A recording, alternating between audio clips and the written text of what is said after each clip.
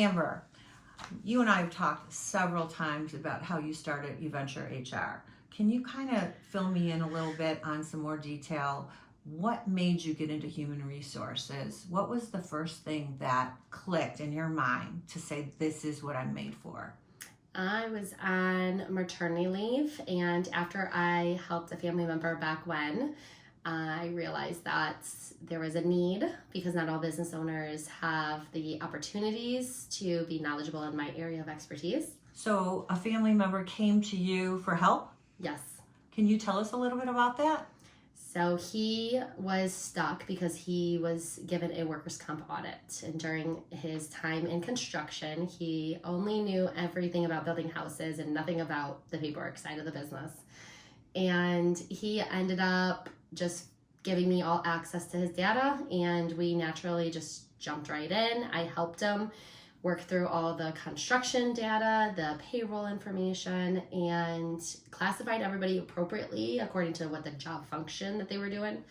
And at the end of the time, after doing that, he got a $6,000 refund. Oh, wow. Okay. After I was on maternity leave, I realized I didn't want to go back into corporate anymore. I worked literally 7 to 6 p.m., day in, day out, plus Saturdays, plus Sundays. And for my family, it was hard because I was always working. So after I ended up being on maternity leave with my second child, I realized I needed a new adventure. So it wasn't until about 2 o'clock in the morning, and I took a scribbled piece of paper and started to literally scribble thought bubbles. And the thought bubbles ended up with that I needed a new adventure. Adventure turned to venture, turned to venture HR, turned to a whole bunch of thought bubbles after that. And during the midst of those feeding hours in the middle of the night, that is when it naturally struck that I didn't want to go back to corporate, but I needed to help more individuals. And Amber, what year was that? That was 2018, first quarter. Okay. So can you tell us a little bit about your first client? The very first client was a couple family members. I just started reaching out to them. I was working full time after going back from maternity leave. I worked full time as a human resource manager, and at that time I can only take on after hours items. And when that happened, I ended up taking on a few family members in the construction industry. I kind of gravitated to construction. The very first official client was by one of our referrals, which is a tech company. They said that their client needed help. It was a college, and they are nationwide. And from there, we ended up helping them do payroll tax registration right back down to my basics, which my mentor ended up saying, Amber, you know so much about payroll. Why are you only going through HR? He was my ex-boss. He was my CF no. I call him, he said no all the time to me because I wanted to spend money and he didn't. So he ended up saying, Amber, you need to advance not just HR in recruiting, where you currently are, but add payroll to your portfolio. After he did that, I then ended up going into more payroll structure and went back to my roots. Back to roots is where I started. I was at a construction company. It was an international company, and that's where it started. So Amber, I'm hearing a lot from you as far as helping people. It sounds like that's a passion of yours. I was going to ask you, what is the mission statement for Eventure HR? But I'm getting the feeling that your passion is helping people. It's all about passion and the purpose and the values of what the company needs. So at the end of the day and at the forefront of what we do is you are tied between a company and an employee. So you have the company values and you have employee, and we're stuck in the middle. We're stuck in the middle on making sure the employees are taken care of, and we're in the hindsight of making sure the bottom line is taken care of for the company. Because otherwise we're just going to be considered overhead and we're going to get X-nayed. Because we're overhead. So if you don't provide value on the bottom line and look at the financials to the company and the operations of the company and what affects their dollars, HR and payroll looks like a overhead. Okay, so moving on to the next question, which you kind of led me into. Tell us the importance of outsourcing human resource solutions. Where do you feel is the point where people need to outsource this to professionals, and why? So I see a lot when organizations they're growing, and by default, everybody is given HR and payroll functions. It could be their office manager, it can be the controller, it could be anybody, but everybody is just by defaulted given this opportunity to complete HR functions, complete payroll. The only way they know whether they're going to sink or swim is they start Googling data. They start researching themselves, which is not a bad thing. However, when it takes a lot of time to do that. When you realize that we as a company can take on the whole HR department or the payroll functions, is typically employers that are over 50 employees. That's when they start realizing there is Affordable Care Act, there's FMLA laws, there is Department of Labor, there's Wage and Hour Division, there's probably 9 governing agencies in payroll and HR and recruiting that we have to comply with. Amber, can you discuss a little bit of the challenges businesses face without a dedicated HR team? If there's not a dedicated HR team, what ends up happening is it is spread so thin throughout the organization. It is running through the managers and the owners. What happens if there's not a dedicated HR team is everybody is out doing their own thing. So it is not a centralized point. It is not a centralized department. When it's decentralized, again, everybody can do their own thing. Everybody's out doing their own policy, their own procedure, their own process, but it's not effective. It's not efficient. It is more costly to the company, and because of time. I look at everything as labor hours. So at the end of the day, if it's taken me, my claim to fame is 18 bullet points, and if I can look at a process and I can move it down to 3 bullet points, click, done, finish, we're done. If I'm going through all of the red tape, if I'm going through all the processes to complete a job, print, sign, deliver, mail, do this, do that, that takes time, which time at the end of the day is valuable and money. Okay, well, that makes perfect sense. Amber, can you highlight the benefits of having Eventure? Kind of take us through when you onboard a new client, the first initial, just general steps that you would take to kind of see where they're at and get them where they need to be. So when we onboard a client, onboarding clients starts with that first, we call it the discovery. So the discovery starts with the introduction. It could be an introduction through just calling us, through partners that refer us in. Depends on where it starts, depends on how much they either know about us or they don't know about our organization. If they don't know anything about us, it's usually a quick phone call. We're usually about an hour in. We're discussing what our capabilities are, what our process is, but how we do it. And then we ask a couple questions on what their wish lists are, what they're looking to obtain, and what their goals are and their struggles. After that, we end up going into if they know a little bit about us and they have a need. So there's 2 areas. They don't know they have a need, and I have a need because I'm in chaos. When they are in chaos, it could be we are now in discovery. We're initial discovery. Tell me and scoping it out. We're asking a lot of questions. We have a document that we go through preemptively so we can quote out and scope out exactly what our roles and responsibility. I have set up the company where it's more of a department structure. So it's roles and responsibility with accountability. If anything, it showed me going through my career in manufacturing is that the quality control systems and the standards mean a lot because it's all process driven and accountability driven. With that accountability, you have efficiencies, you have process controls. After that, we learn what they need. So we have the need, we understand where their pain points are, but we also hear where they're bleeding because it's like, I can't do anything. I'm not going to hit compliance. I have so many OSHA issues, but I can't even touch them because we don't have the manpower. That's where, to me, I could take a deep breath. I'm like, okay, we'll get you there. Let's attack these first because that's more risk. That's employee safety. That's risk in the company.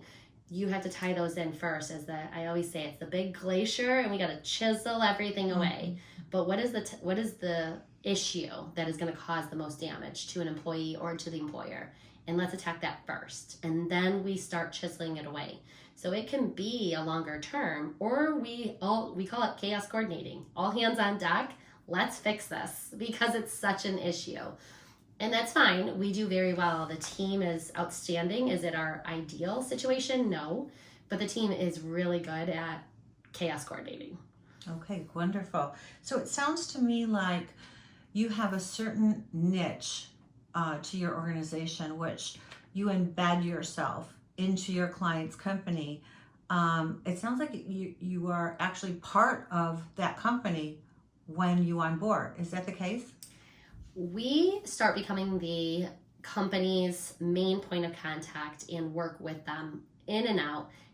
Company outings, Christmas parties, golf outings, employee engagements, and the fun stuff, the bad stuff, we engross ourselves into it. So I can walk in any one of our shops today, locally here, and I can say, hey, shake hands with someone that just had a baby and congratulate them and high five them. That's how welcoming our clients become to us being part of the organization. I don't like outsourcing. I was sitting on another side of the table where I had to sign off on the god-awful bills that I saw and the invoices and the rates, and I couldn't stomach it, because at the end of the day, being outsourced, everybody thinks that it's more, oh, I'm going to pay an arm and a leg, it's consulting, it's outsourcing, it's so much money, but it's all process and procedure. So by the time you divvy up the roles and responsibilities at the right level, at the right competency, at the right education team, you can really save money by deploying a team that services a company, not just one account manager and then that person has to know everything. No, you have an entire team, and we'll showcase a big board that says, here we are, here's the eVenture team, here's Amber, the HR director, or here's Tiffany. We'll list them all out, and it'll say their contact numbers, it'll say their name, it'll say everything. That way they have their physical team that is with them. I have to ask, do your clients forget that you're not actually employed by that company? Because it sounds like you're so embedded, again, into the company that you're part of the organization of your clients. Clients forget that we are embedded because we end up having ourselves so engrossed into them, physical side, constant meetings, constant visits, but they forget because really the only difference is they're paying an invoice and not paying a payroll pay stub. That's the really only difference between external versus outsourcing. So I completely got rid of that outsourcing mentality. The call us as you need us, the we'll be here, here's 800 phone line number, or the reactive side of, oh, you only call us when you need an issue. I got rid of all that because when I needed that on the other side of the table as an HR manager, I didn't like it. So I pretty much reversed everything I didn't like about what I had to experience and changed it all up because I didn't like what I was went through. Wow, that's wonderful. Okay, so let's talk about, before we kind of take a deep dive into each service individually, so you can explain each one that you offer, is there any, there's pros and cons to everything in life, right?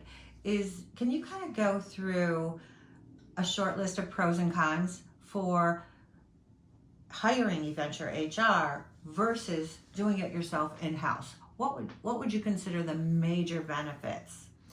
The major benefits about having eVenture HR be your choice partner as far as a HR payroll recruiting department is we are coming with a plethora full of experience. We're coming with me, construction and manufacturing bleeds through my veins.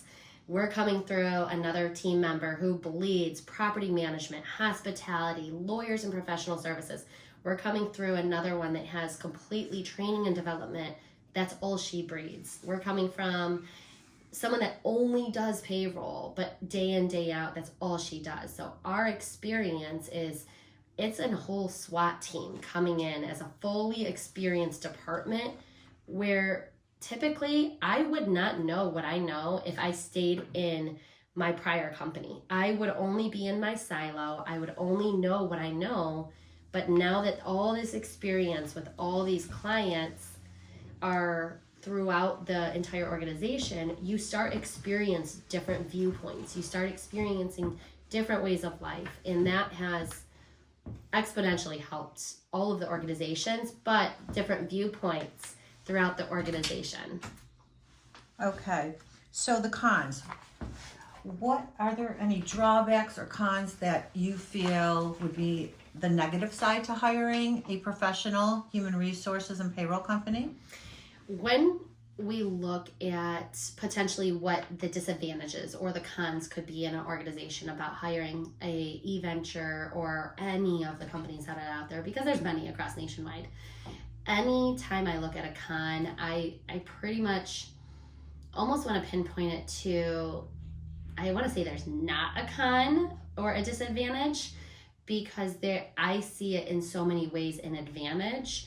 But if I put my feet in other people's shoes, and I constantly do that, I realize that, it could be a culture side that people think you're outsourcing, or your employees think you're outsourcing a lot and use that word outsourcing.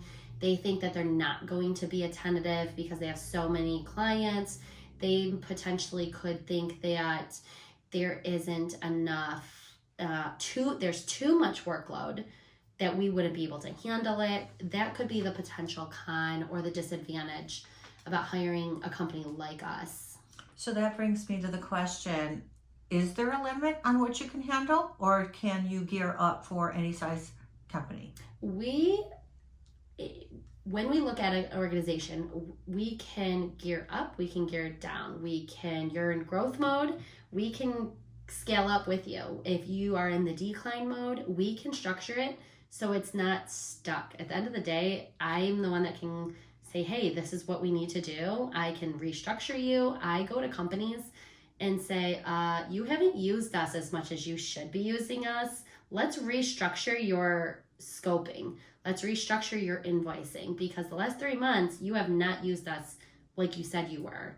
And that's not the default of their own. It's just because they maybe thought they needed 40 hours of work, but we're awesome in what we do, and we created efficiencies. So they didn't need us as much as they thought they needed us. What comes to mind is almost a fear factor with a company running their business, say for example, a construction company, and then trying to also master the HR and payroll part of it. I feel like there could be a little bit of a chance taken there. Am I correct? There's chances taken when companies don't have a dedicated HR and payroll company. What ends up happening is they end up trying to know a lot about every field that we have to dabble our hands into.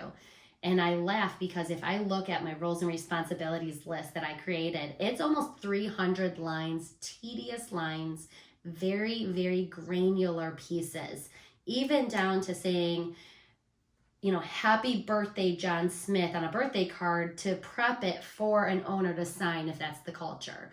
Those very tedious activities. So we have tedious activities that I call administrative, and then we have the operational activities that affect finance, that affect the bottom line.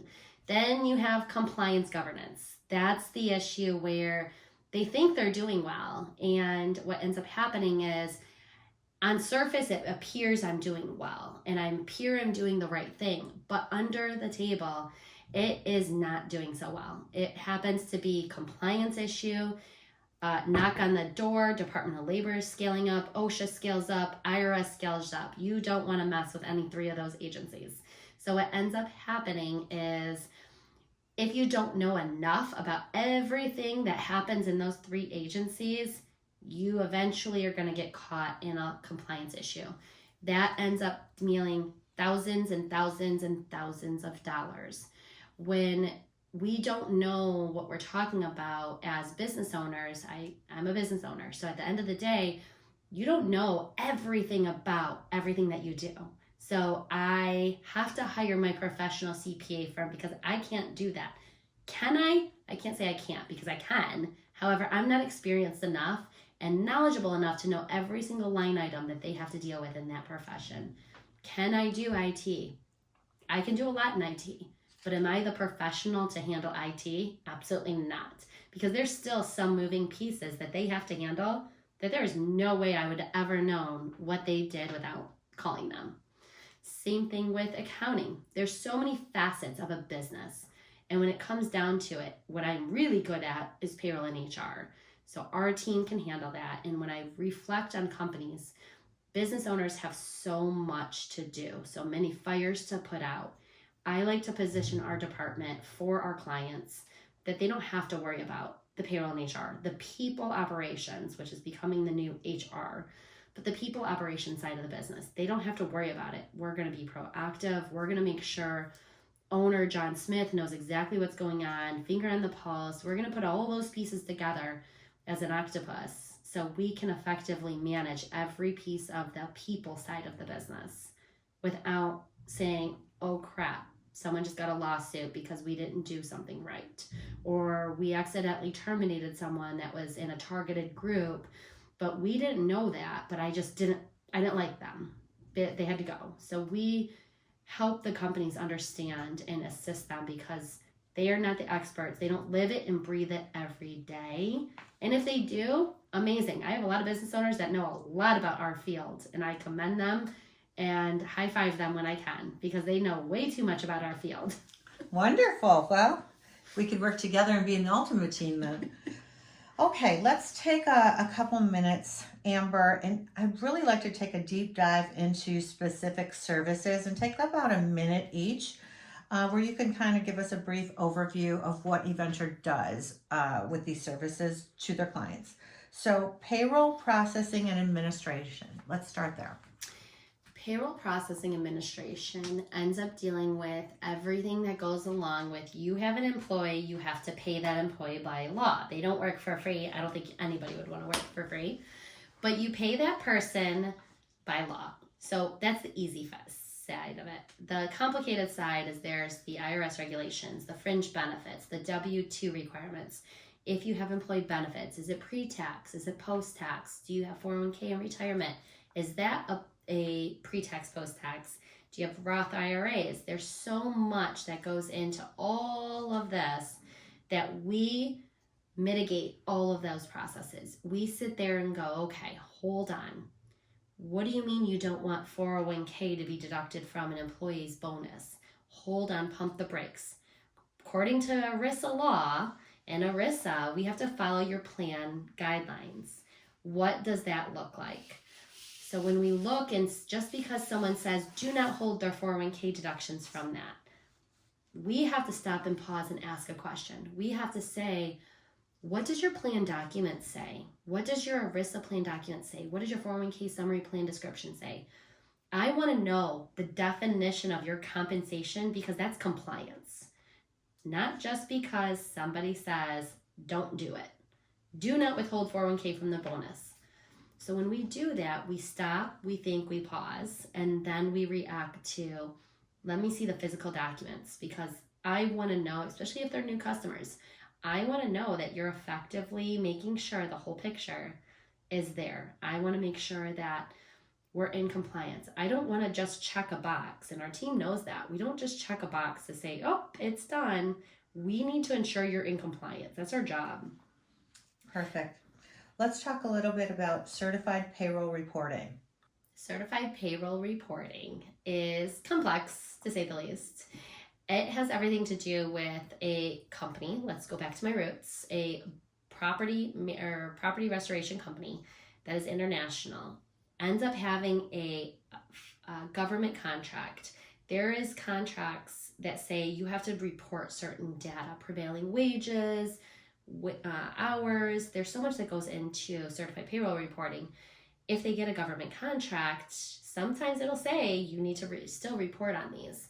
A lot of companies forget to do it and say, yep, yes, I just got awarded a contract. I'm running with the contract. I'm going to go do my job. Where the pause, stop, think kicks in place is, hold on, what comes with that government contract that I just got awarded? Oh, wait a minute, there's certified payroll reporting that has to be done. There's reports, there's documents. Now we have a chain reaction because I signed that contract with the government. I signed different requirements. That's where that starts. And so a lot of times I like to say, even in a union environment, what does the collective bargaining agreement say? And so at the end of the day, a business owner says, yep, we got it, we're done, but there's a cause and effect. It becomes a snowball. So yes, we got it, but now we have prevailing wages. Now we have to look at the union contracts. Now we have to look at other pieces that just because we got it doesn't mean we just jump in and do a job. We got to stop and pause and look at it. Okay, now we're moving on to taxes and payroll compliance. You've got your IRS taxes, you got withholding, you've got county, you've got city, you've got state.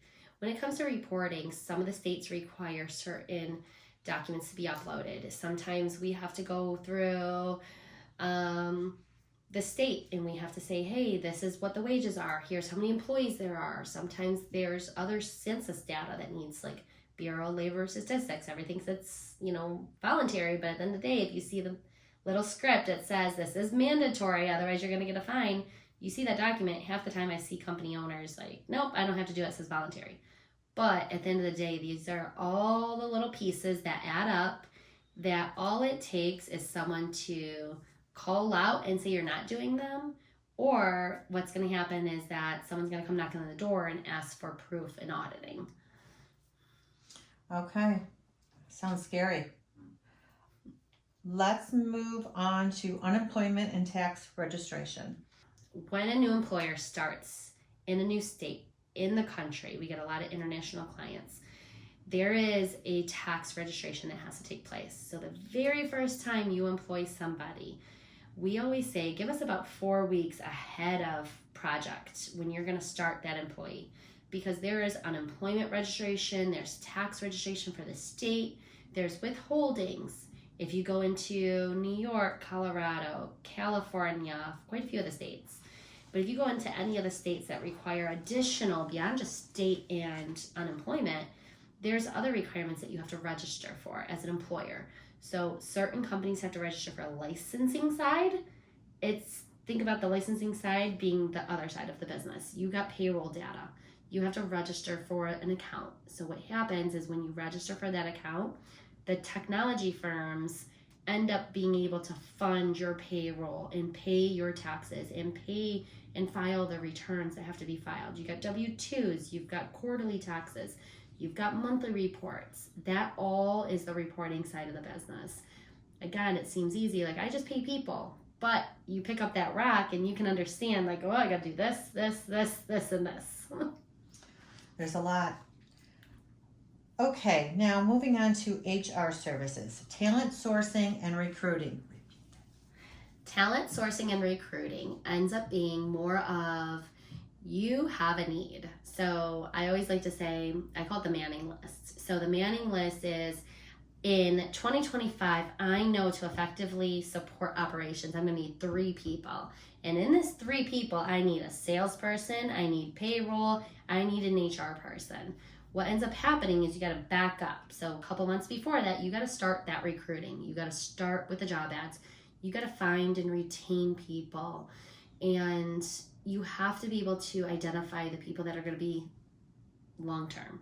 If you just try to hurry up and fill this job, I think, don't quote me on this, but I think it's about $7,000 to $10,000 as the cost of a return on investment for every person you have to hire. By the time you put the labor hours in, between compounded everybody involved, you've got labor hours to incur, and you have the compliance as far as the EEOC and the hiring. And do you just hire young individuals? Do you just hire old? Do you just pinpoint, not even thinking about it, does an employer just pinpoint one demographic area, or geographically they have to fly people in? There's so much that goes into recruiting. That's why there's a ton of headhunters out there. Sometimes the clients just hire us just to be that more administration. They don't want to use a recruiter, but a lot of times the recruiters are also there because they're a subject matter expert in supply chain, and that's all they live and breathe through their blood. So what ends up happening is they may hire us to do a lot of the job posting, we may do all the administration side, and then their hiring manager may take over the control. So we can kind of pick and choose, like, do we go all in and we're utilizing the experts to do the recruiting, or do we do more of the administrative side and we're helping them? and coaching them on what they have to do. So very, very customizable to the need of the company. Okay, good. And let's talk about compliance management. Compliance management is a lot, to say the least. So we have a lot of agencies that we have to comply with. So someone coming into our field in a company calling us is saying, how do you keep up with all the compliance? Which is always the funny, I laugh because there is a lot of compliance that's out there, and we have the tools, the resources, we pay for a lot of things. And if we didn't, there is no way Joe Schmo or Amber Maiani is going to sit there and Google all day long on, please tell me the wages that are, please tell me the minimum wage of Colorado, and does Denver have a local minimum wage? Nobody is going to do that day in, day out, constantly. So we have to have the experts on our back end to, one, tell us, two, alert us, but three, still have a compliance division to our team that says, hey, guess what? I know this is coming in July 1st of 2024. And by the way, January 1st of 2025 is also coming. And here's what we're going to have to do about it. We have to understand that the salary is increasing come January 1st. So, all right, okay, we know that. Now it's time for the team to research every client we have. Who's affected? I like to call it the cause and effect, or the authorized and affected. So back in my manufacturing days when we had to do lockout tagout training, we had authorized people that were authorized to do the lockout training, the tagouts, who were authorized and who were just informed, who had to know at least the knowledge, because OSHA requires you to know about lockout tagout. So we had the authorized and we had the individuals that were in the known. And what ends up happening is when you kind of separate those duties, it kind of naturally says, okay, who is the awareness person, but who is the one to dig down and research? Who's all affected? So in a day-to-day, if there is no HR, no payroll, that is the last thing on anyone's mind because we're so busy doing our job day in, day out. If there is a payroll and HR in-house, every one of my colleagues that I come into, they are so overwhelmed with their daily tasks. They don't have time to do these tedious projects that kick in on a quarterly basis or annual. So they're calling us for help. And clients, we will walk in, if there's a payroll and HR department, we're going to walk in and say, listen, we're not taking your job. We are here to be your support team. We are here to help you. We are here to be the extension, but with 5 areas. Here's a safety person, here's an HR manager, here's a payroll professional, here's a 401k professional, and oh, by the way, here's our workers' comp professional. So not only do you get us as a team for compliance, but we all have the areas of expertise that we daily are involved in. Well, that's a lot. Okay, moving on. Let's talk about diversity, equity, and inclusion. Diversity, equity, and inclusion is a growing area within the industry of people.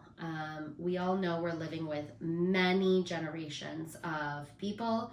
We have LGBTQ plus communities. We have, my famous to say, we have unicorns. Everybody is unique. There is not a unicorn in the world, but everybody is very unique. And so with the uniqueness, you have to be able to make sure in an employer setting that we're involving all ways of life. We're involving all views of life. We're involving all of the potentials that could be out there. And without the sensitivity training, without the education, it ends up becoming more of an awareness. A lot of people are not aware of, I may say something, but I didn't mean to say it that way. I didn't know it was going to sound derogatory. I didn't know it was going to be offensive to somebody. I didn't know someone was going to get on the defense side of what I said. So we have to coach and train, because I call it the light bulbs. The light bulbs have to go off, and they don't go off until you surround yourself by those professionals that can talk through this education material. That light bulb is not going to go off until you go, oh, that makes sense. I didn't know that. Or, you know what? That makes sense. Just hearing that, it makes you think. That was really good. Okay. Now we're on to health, safety, and workers' compensation. Health, safety, in workers' compensation. So we have the health and wellness side of the business, making sure everybody is in well-being. We also have the OSHA and health, or the OSHA and workers' comp side. So at the end of the day, all OSHA and workers' comp is to protect the employee. Make sure that the employers set the tone for employee protection. That is what OSHA is there for. OSHA is there to ensure that everybody is protected and safe. Rewind to what that means for us in our field is we're setting up the expectations of compliance. We're setting up the expectations of the Workers' Comp Claims Administration. So I love to almost be challenged. So if it's an experience modification rate, all employers have workers' comp, mandated that they have to have workers' comp insurance. Again, we have workers' comp insurance. You have all the NCCI codes that are nationwide. If I'm sedentary doing what I do day in, day out, I'm going to be an 8810 nationwide. Certain states have their own, certain codes, certain job functions have their own. What ends up happening is once you go through workers' comp administration, the way of the life is you have a claim, you have an injury, you have a near miss, I like to call them. What ends up happening is you need the escalation. Something needs to be adjusted. Something needs to be fixed in operations. Because if not, I either have a near miss, like, oh crap, I almost had an accident. That's called the near miss. Or, oops, we do have an accident. Now I have a workers' claim injury. There are many times that an injury could be a recordable to a provider, to a company. A recordable to OSHA is they're going to document all that. They're going to ensure, like, oh, you got a recordable. Woo, you have way too many recordables in your organization. Guess what? Knock, knock, knock. I'm here at the door. Because now I'm OSHA and I'm saying, why do you have so many recordables? Why do you have so much issues with your workers' comp? What ends up happening is during basically our process with a company, as a workers' comp claims administrator, it depends, again, on the company. A company may hire us just to help and facilitate the combination of workers' comp and nurse case manager and insurance agent and employee and the manager and pull all those pieces together. But a lot of times we're just there to help educate because it's so smooth sailing that they don't even need us. I also have to say and give kudos to all those workers' comp insurance agents that are out there, because the more active that the agents and the brokers and the nurse case managers are involved, the carrier, could be Selective, Accident Fund, there's so many of them. The more involvement they have on a proactive side, but also managing and mitigating the claim, helps the employee get back to work, helps the employers get back to filling a job that is vacant now, that they have to look at vacancies. They have to look at, do we have enough individuals in the company to fill this job? I kind of go back to the I Love Lucy, where there's a assembly line going down and she's sitting here going, ah! There's the I Love Lucy, because there's too much stuff going on and they have to have a body physically sitting there. So when you have a vacancy because of a workers' comp injury, we have to not only administer that whole process, which is back and forth, but we also then have to look at the reactive side. What are we going to do to fix this so it prevents it from happening again? That is then taking that information, working with the operations team. Do we have to add more products to our safety? Do we have to enhance a process? Do we have to change the way we do something? That all keeps tying hand in hand, which when they hit, I will say construction, manufacturing, I see a lot in hospitality with burns and cuts, abrasions. There's certain industries that are more high risk because of the nature of the job. Payroll and HR, not really high risk. We're sitting here at a computer and I'm going to get a paper cut, or I'm going to sprain the hand or get ergonomics. So it really depends on the industry too, how much volume of workers' comp or near misses that they're going to have. Okay, good. Okay, so now we're on learning and development. Learning and development is a very important aspect of a company, because I will say without learning and management, or learning and development in general, my mentors, if they didn't teach me, I would not be here where I am today. You have to constantly learn. I like to go back to basics, right down to preschool, right down to kindergarten where my kids started. If you don't constantly evolve as a human, you will not learn. You'll be stuck. You're in your bubble. That's all you know. And that's okay. Some people want to stay stuck in their bubble. Some people do not want to advance.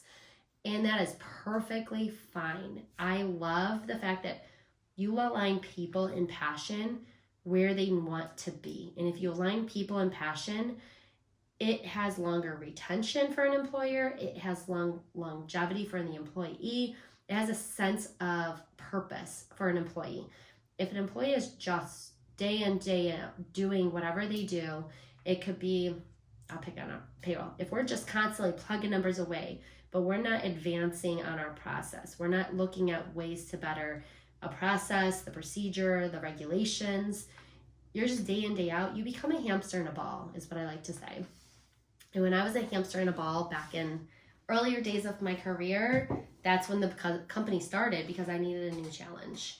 If you have that as an employee perspective, if you're not challenged as an employee, you're going to look for the next best thing, if that's the way your passion is leading you. If you're not challenged mentally, physically, emotionally, you're going to look for other things that are going to challenge you to say, you know what, this is where I want to be. And you're going to start to have a tendency to lean down that path, which means if that path is Joe Schmo at the next employer 2 doors down, that's the path I want to go, because they're going to challenge my physical, my mental, my emotional state. As an employer, though, if you're an employer and you are stuck, learning and development is a way to provide sense of passion for your employees, showing that you care, showing that you're willing to do apprenticeship programs, mentorship programs, internship programs. You're in the community because you want to bring up the individuals that are coming out of college or coming out of high school, or some that don't even come out of high school because they have GEDs and they weren't good at school. They have the second chance agreements. There's so much in learning development. It's my passion. But there's so much that you can do, from grants that the states are offering you to the government side the Department of Labor is going to do for apprenticeship programs. But it goes down to time. It takes time to know everything that potentially could be out there. When we come into our organization, I love to say, hey, I used to sit with one of the governors, and we came into our old shop where I used to work, and I was the only female that walked the shop inside a manufacturer in my heels, which I was made fun of. But at the end of the day, I was one of the boys, as they called it. I would high five everybody. I made sure those apprenticeships programs were going and doing what they should do so they can rotate their knowledge. And without that, we wouldn't have had successful, like I love seeing on LinkedIn, apprenticeship people that went through the program that I helped manage. It wasn't created by me, but now I can create them.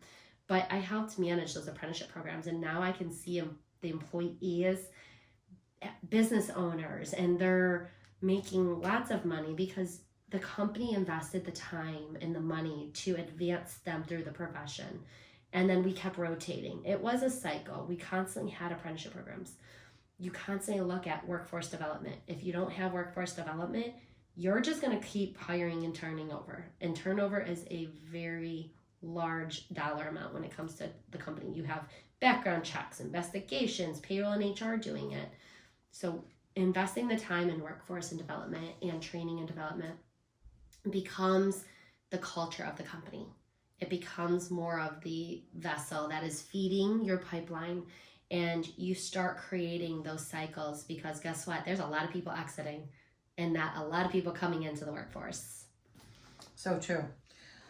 And lastly, under HR services, we have technology, optimization, and implementation support. Technology, optimization, and implementation can go in many different facets. So when we look at the very center of an organization, I pride myself on having our team very much optimize what is currently there. If we are, I have to back up, sometimes we have clients that are manual and paperwork processes, which is okay. We will still go manual and paper. We'll kind of tweak it a little bit, a different way. But a lot of times companies still want to do the manual way. They want paper physically in their hands. They want to scan in documents because they want that physical side. That's their culture. Perfectly okay. We will chameleon ourselves right into that. we also have the other side that wants more technology, more optimization, more processes that are implemented. I strive in that atmosphere with our team because when at the end of the day, kind of going back into my roots, is the more technology that we implemented for processes, workflows, we got rid of the email reminders, we got rid of taking those god awful intercompany envelopes that we thought were so secure because we tied a little rope around it and passed it to the next door down, which was not secure now that we really think about it. But we used to have those processes in place, and now if we kind of eliminate that and we use the workflows and we use the approval processes, a lot of the payroll tech, HR tech companies out there are really doing very, very, very well on putting the programs, the modulars, their developers in place to say, hey, how are we going to do this process? Pretty much every company, especially large companies, I say over 100 employees, they're going to have some type of tech in place. They're going to have a payroll company that is processing. There's plenty out there. We won't name any of them, but there's so many tech companies out there. What ends up happening is that, one, they've had it for so long, they're comfortable with it and they want to stay with it. However, maybe there's a better way because their culture has changed. They have shifted now. 2-generation business owners are down and they're still doing what they did 2-generation business owners ago, which is okay. However, we like to come in and coach and show and tell, I call it. We're going to have a show and tell moment.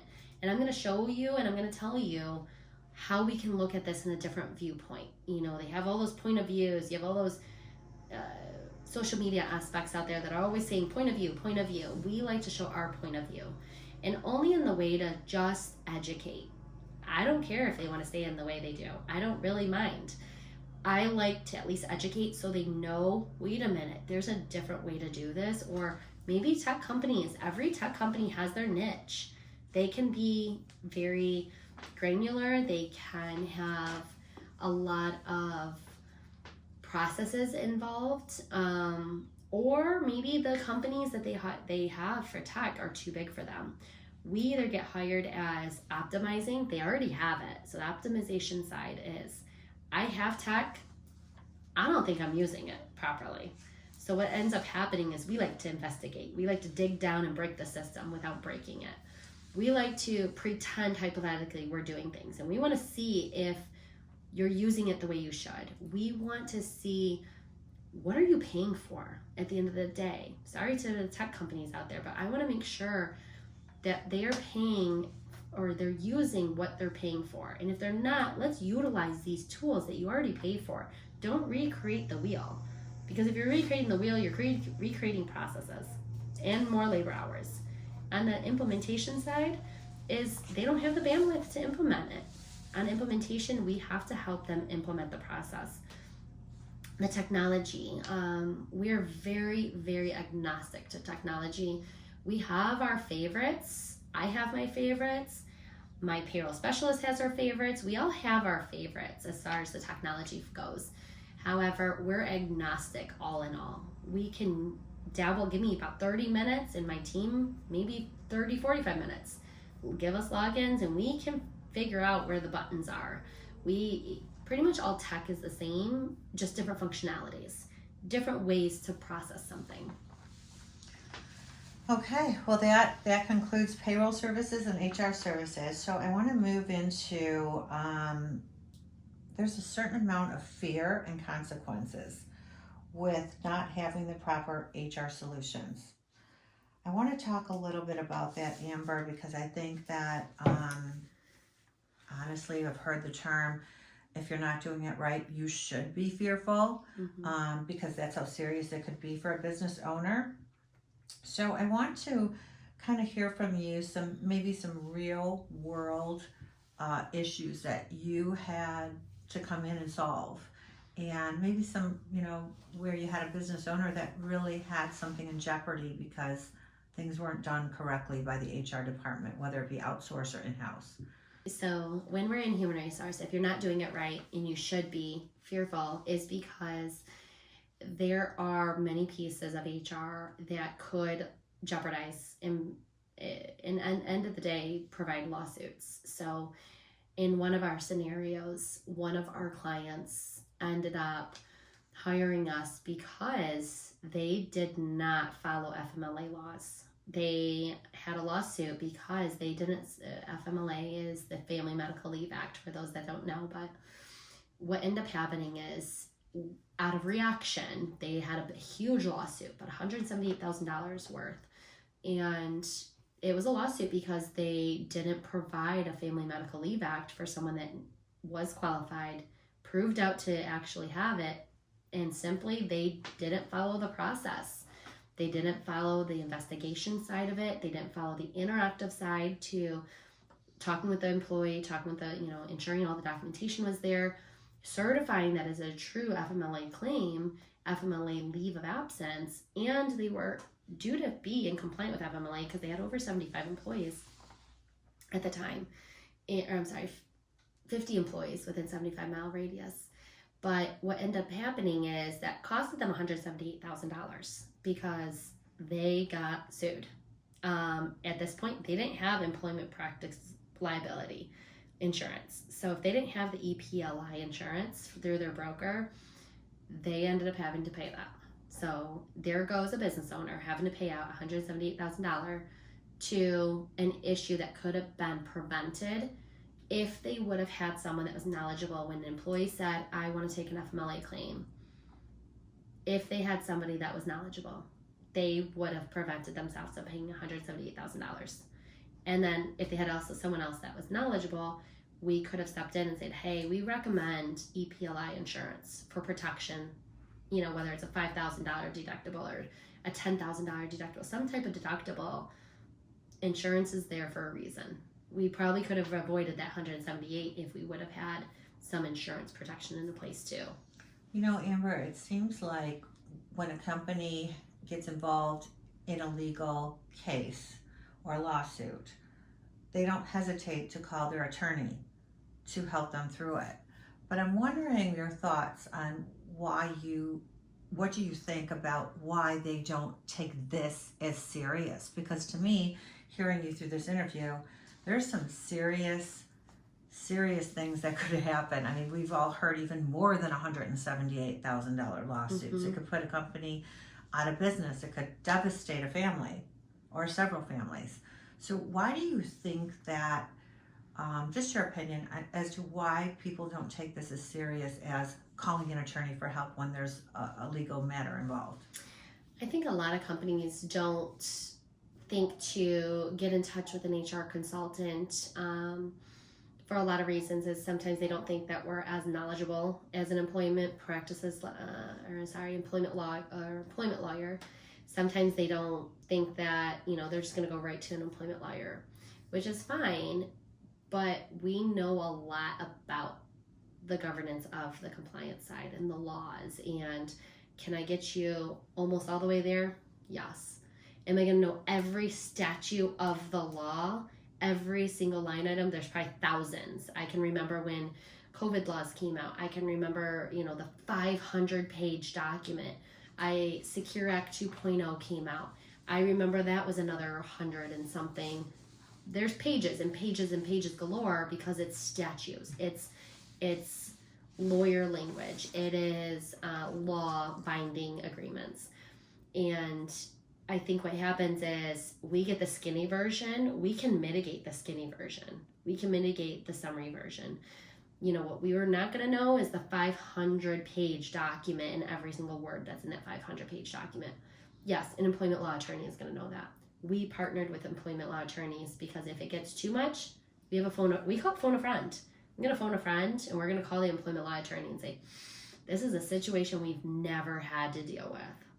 But so many of those calls, because we also have them on counsel, so many of those calls, you really learn a lot about all the different nationwide clients that we have. We learn a lot about the tedious activity that could go on in the lawyers.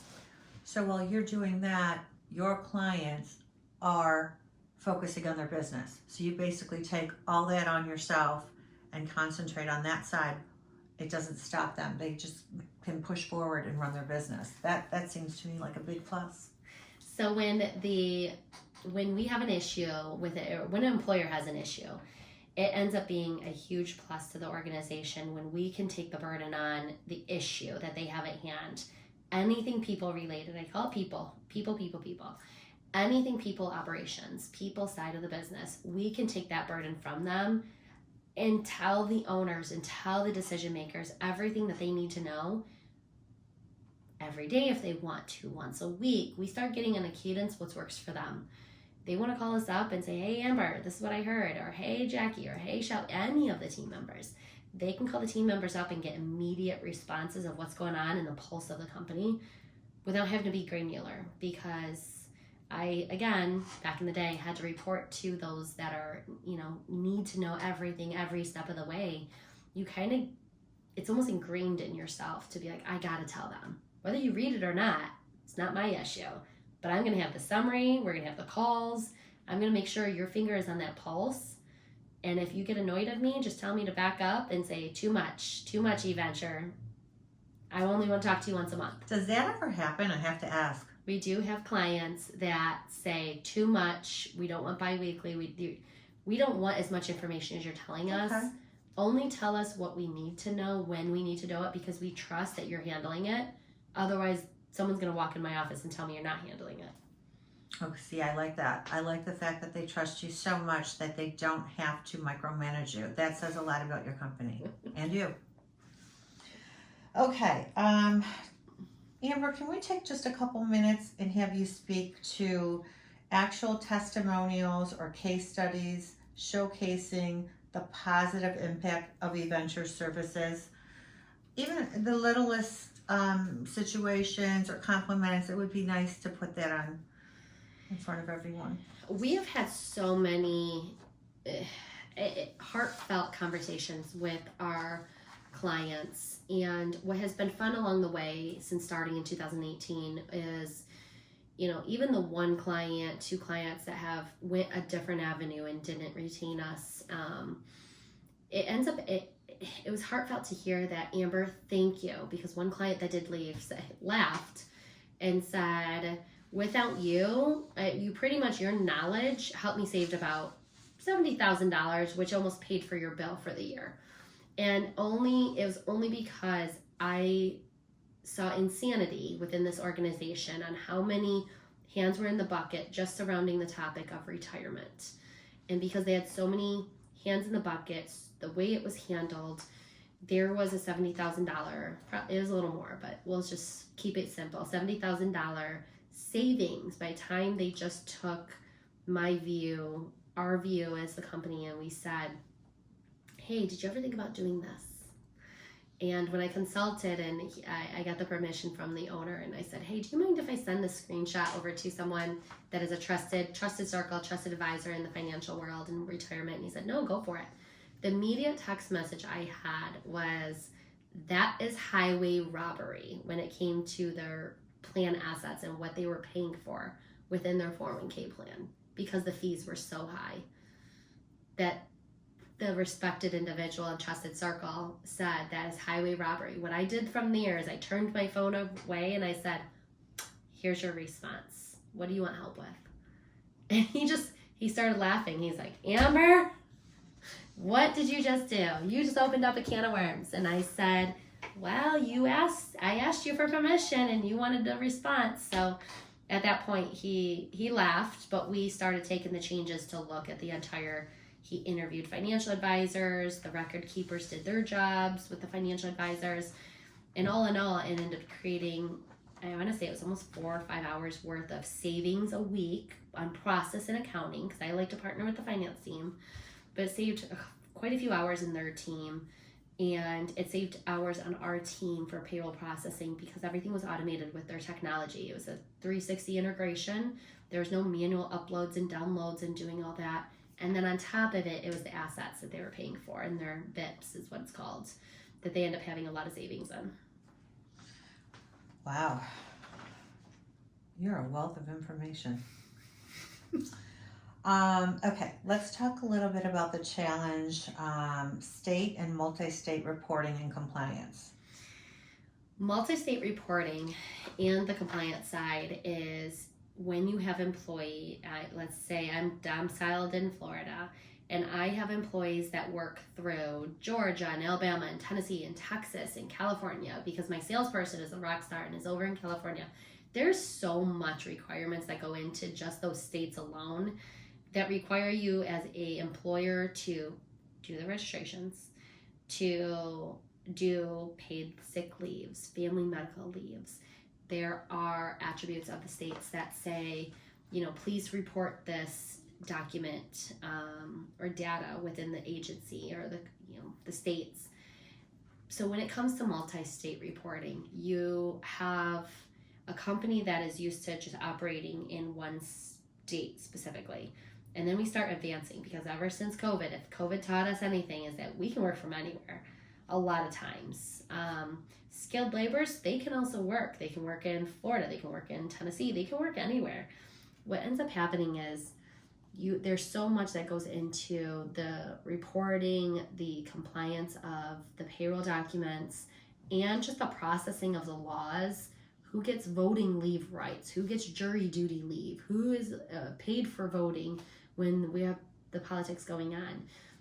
That is taken care of, and it is relieved from the business owners, and ensuring that we are also just documenting that we did what we say we do, and then they have the other piece of it is saying, hey, I know this is taken care of. Can you discuss a little bit about the competitive nature of the job market and how companies without a dedicated HR team would struggle to attract the right employees?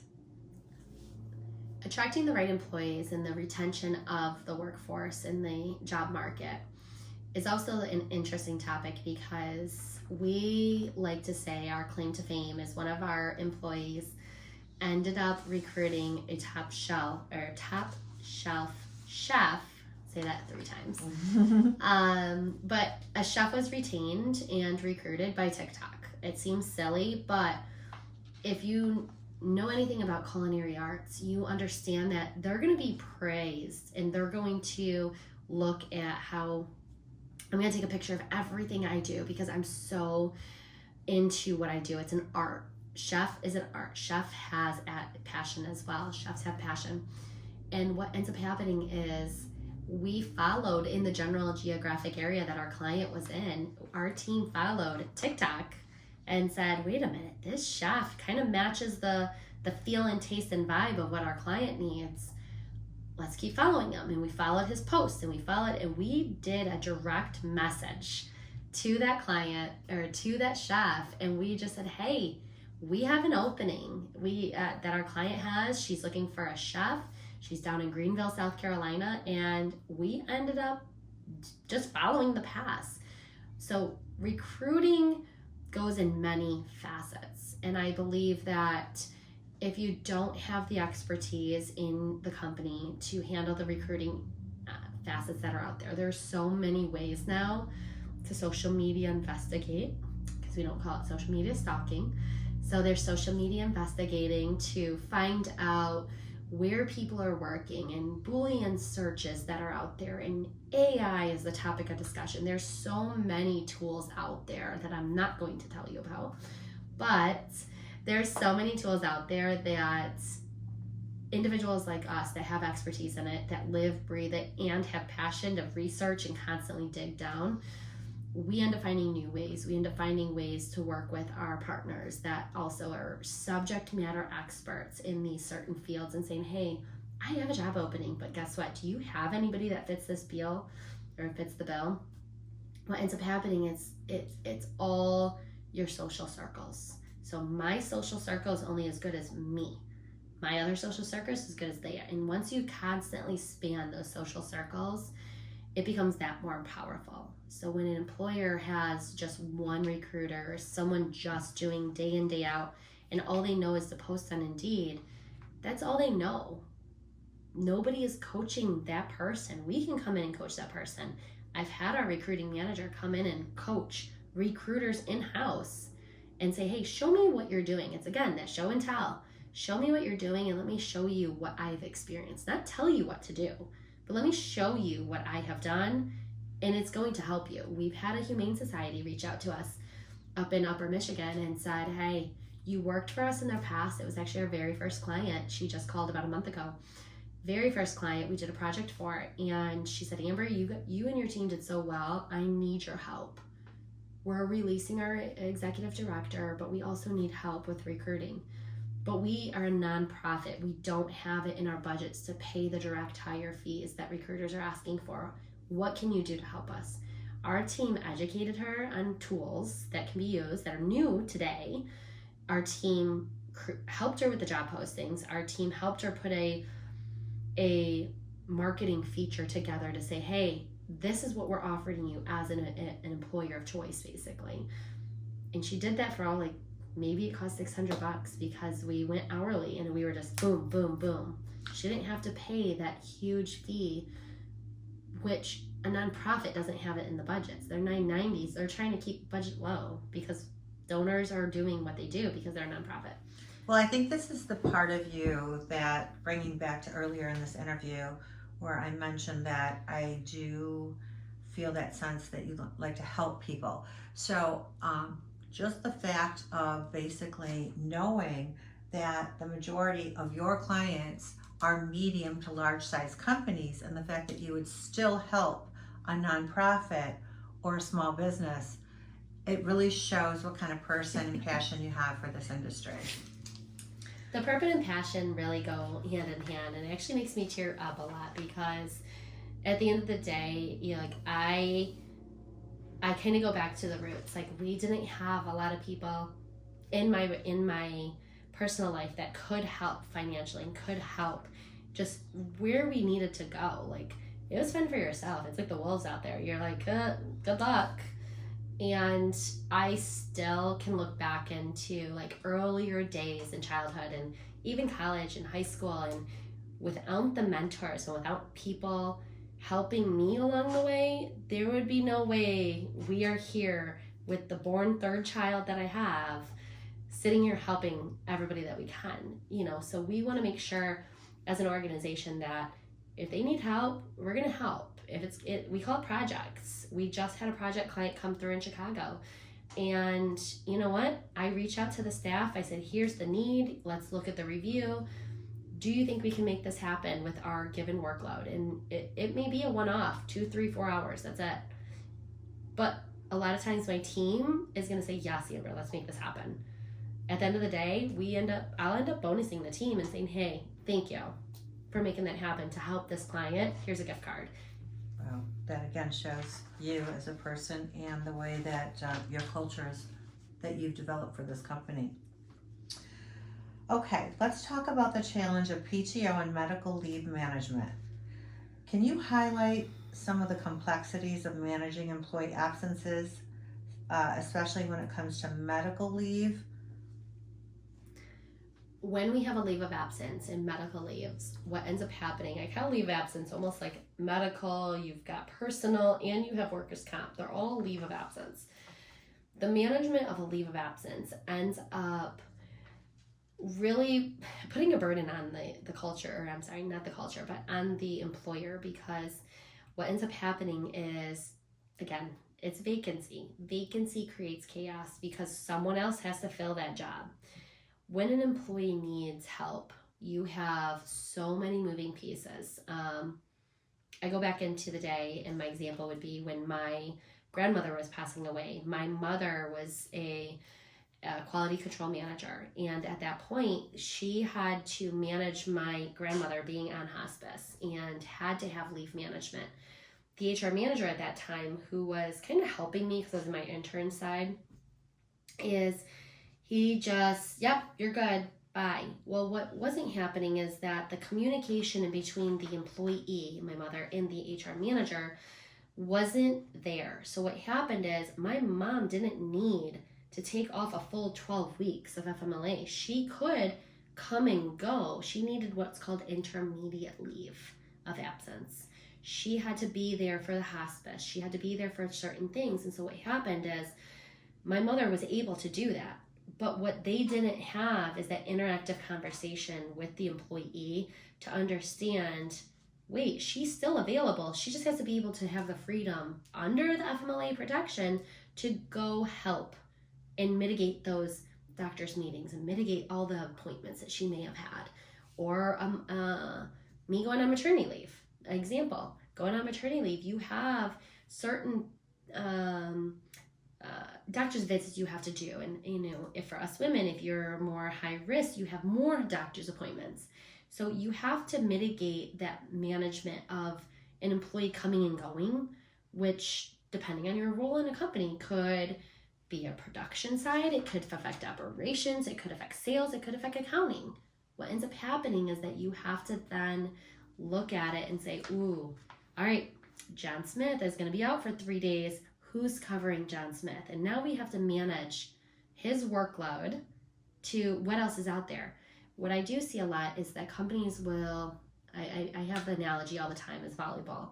They're going to throw that volleyball up and they're going to spike it and say, hopefully someone gets it on the back end and completes the job, because otherwise it's coming down and it's going to be spiked. Or it's going to be hot potato and it's like, nope, you got it. Nope, I got it. Nope, you got it. And that's never good in a culture, because it creates animosity against each other. It creates the dynamics of the culture that they're just pissed. They're mad. They don't want to sit there and just be shoved and say, oh, someone's out, I got to handle them. But if we plan effectively, if we communicate effectively, it mitigates that tension between peers to peers. It creates the vacancy, and you can help. If you got to get a temp in, we can help with the vacancies. Second to that is we have also only filled in on maternity leaves. Sometimes we have clients that say, hey, we have nobody that knows this technology, Paycor, Paycom, Paylocity, ADP, any of those. We don't know anybody that knows this. Does your team know how to just fill in because we have somebody go on maternity leave? A lot of times in our field, it's more women-based in our field of HR and payroll. And there's a lot of absences, especially during the younger generations. And so we have maternity leave vacancies that could last 6 to 12 weeks at a time. We will slide in, show me your process, show me 1 or 2 payrolls, and we're rocking it the rest of the way. We've had a client that has said, Amber, we only need your team to fill in for maternity leave. Oh, sorry, she's not coming back. And we now have that client a couple years later. So, those activities happen day in, day out at a lot of employers. It's just what piece of the pie is every employer dealing with. And I think too, once they learned that lesson, thinking that employee was going to come back, they thought it was temporary, obviously, but then they got freedom to run their business, and they now don't have to worry if an employee is going on maternity leave, right? So do you ever find does that happen a lot, where they just don't know what to expect and then they feel so comfortable that they stay on because of that reason? There was a time in eVenture that we ended up having a client that ended up having to call us just because someone quit.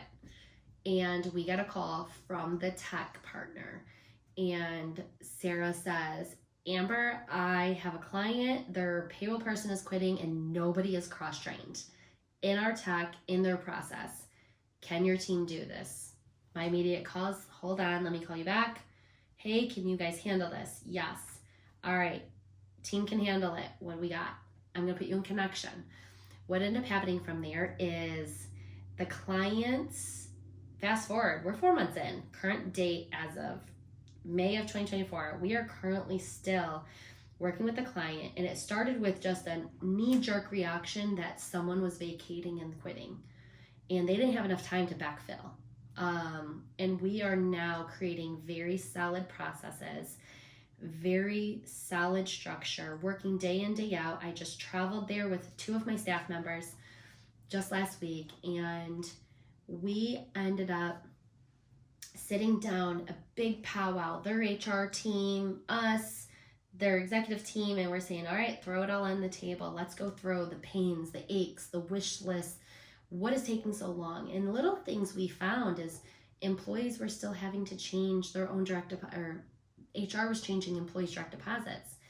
It was just one toggle that the employees now had the service to do it themselves without HR having to do it. So it ended up being oh wait, hold on, can you help us optimize our process? So it turned into a knee jerk, we need you to fill this until we figure out what we're doing, to a, nope, we like this. Let's sign a year contract. Let's go for a year, and then we'll reevaluate. And a lot of times, all of our contracts start off in a year, and then it just repeats. Like, we're year after year. We don't even think about it. We come to them when inflation hits and say, hey, we got to bump you up slightly. But otherwise, we have clients that started 18, 19, 20, we doubled. But we have clients that are still with us, and it was just a mere of 6-month engagement, 1 year, 3 months that we just signed just recently.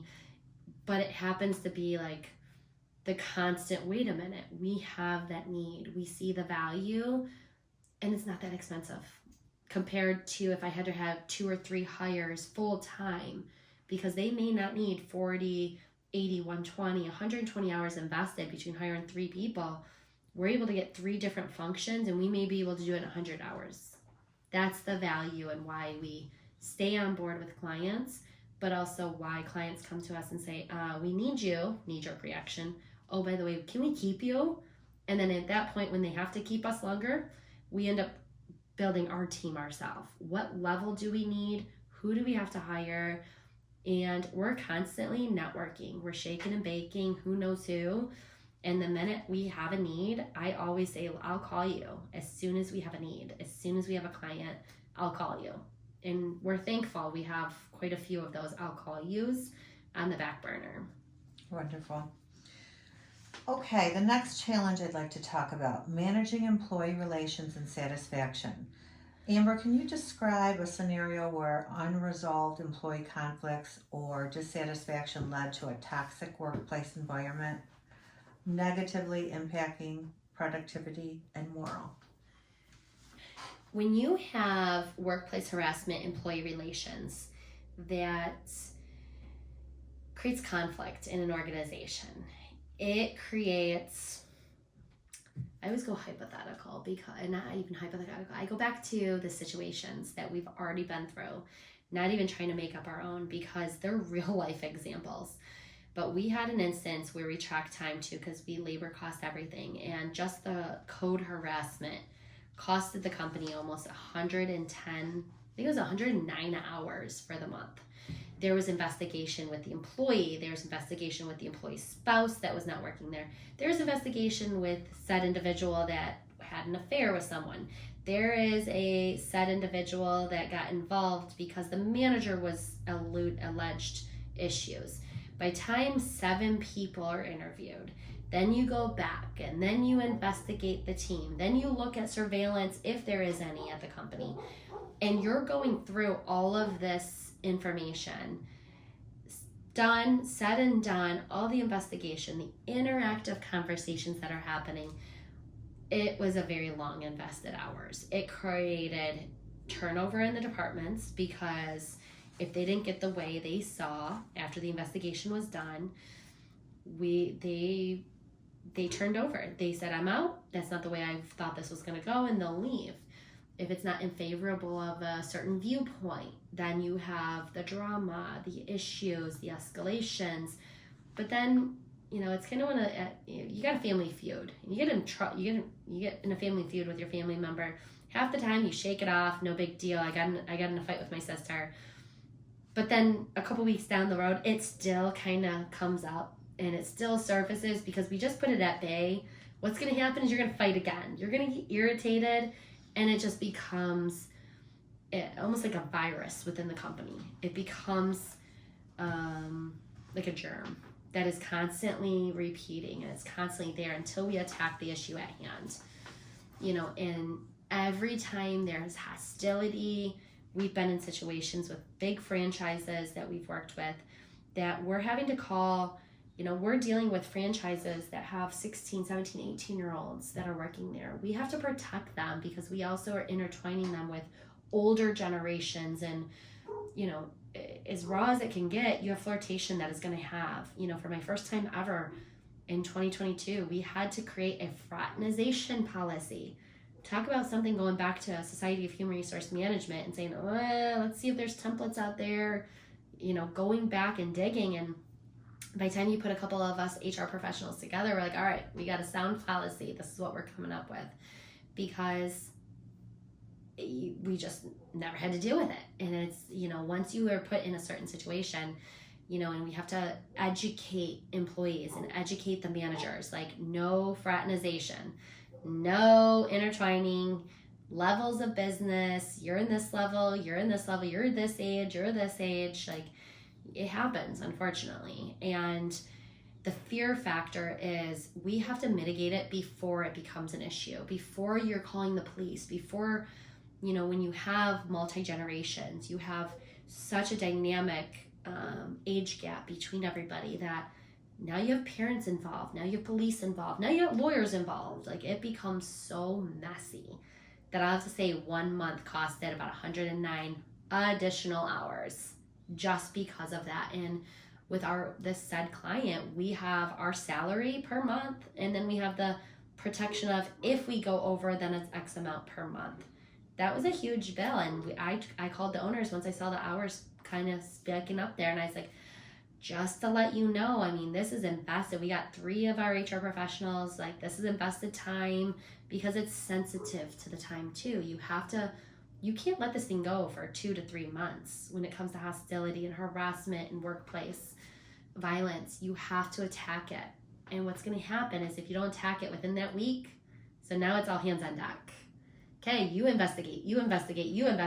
Let's kind of keep it all flowing together, because we have to pull all of us together. Compounded hours, all of us are putting our hours in, because we got to get through this fast. And if we don't, a lawsuit will be on our hands. Not ours specifically, but the employer. So we have to mitigate it to get it to fruition. And at the end of the day, we have to get to the finish line, because if we don't fast enough, with all hands on deck, you're just increasing the risk of a lawsuit, or increasing the risk that an employee is going to complain. Mm-hmm. So Amber, it's been apparent that you have an unbelievable passion for this industry. Where did that come from? Can you kind of tell us where that passion comes from, and also what do you like a challenge? I feel like you feed off of it, and also share that story that you've shared with me so many times when you had a newborn. The passion comes from the fact that I love coming into an organization and watching it become a well-oiled machine. What ends up happening is I have an advantage to what we do, to see all the moving pieces, not just HR and payroll, but we've helped accounting, we've helped other departments on how they do things, or educate just little tiny tools that may make sense. And when I can come into an organization and our team just thrives in the challenge, we sometimes classify ourselves as director of chaos coordinating, because we are in chaos. We are in a time of need. We are in a time of shamble. We feel the relief, and the clients feel the relief of walking in. We see a need, but we can help. We provide the value to the client, and we feel that we have the opportunity to really make a difference in our organization. I know by the time we institute what we do, we affect the bottom line, and that to me is priceless, because my challenge is how much more can I save the client to provide value to the client. My passion is the challenge of let me see if I can do that better with less cost. Let me see if we can do this process without having to add additional people. Let me see if we can do what we need. And then secondary is, by the time we are done with a client, if I can go to bed and lay our heads down at night, and we know that we have taken care of the client, we know that we have done our absolute best, our values are running deep throughout the organization that we pride ourselves in, and we have the passion and we're compassionate about what we're doing, I feel that then is more of a virus to themselves. The company then sees it. The employees see it. It starts becoming a change factor. Going back into even, starting the business as when I had a newborn with my second child, and I sat there in the middle of the night saying, what am I going to do? I didn't want to be stuck in that corporate setting. I wanted to help more people. I wanted to help more business. I got a taste of it while I was on maternity leave because I was bored. On maternity leave, nursing and feeding lots and lots of times, but I was also bored. So I'd have my laptop and sitting there, and that's when the switch flipped. And I said, you know what? I could really do this. I can really make an impact to other organizations. COVID hit. I had a nonprofit that is in 138 countries that are humanitarian nonprofit that they help so many customers.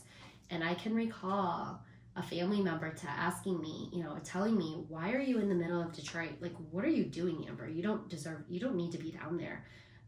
But for me, it was fueling the fact that I was able to help the nonprofit client, help other nonprofits, and provide just a resource to them. It wasn't HR and payroll related. It was just helping the cause. It was this extra set of hands that they needed because COVID did a number on older workforces, on nursing homes.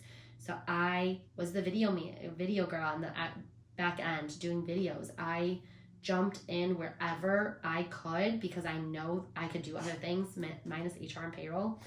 But the funny thing is that then cascaded. I didn't know it was going to cascade into more nonprofits reaching out. I was just helping the client because I was like, I need to get out. I need to be socialized. I'm in HR. I'm a people person. COVID is not doing wonders on my mental health. I need to be surrounded by people.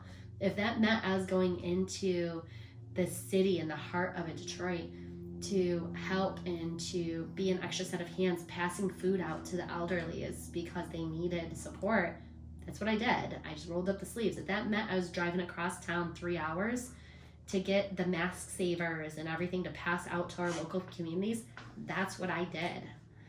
Only because I was like, I am bored. I am stuck in COVID, and what else can I do to help other people and get out back in public, because I did not like being sheltered. Well, Amber, that's again says a lot about you. Amber, today was such a pleasure. Thank you so much. How does a company who's looking to possibly start conversations with you about partnering with Eventure HR get a hold of you? Companies can get a hold of us by going to eventurehr.com. They fill out our contact page. They can call our 800 number. And they can also find us on all the social media aspects and fill out a direct message and get in touch with us. Amber, thank you so much. It was a pleasure. It was a pleasure. Thank you.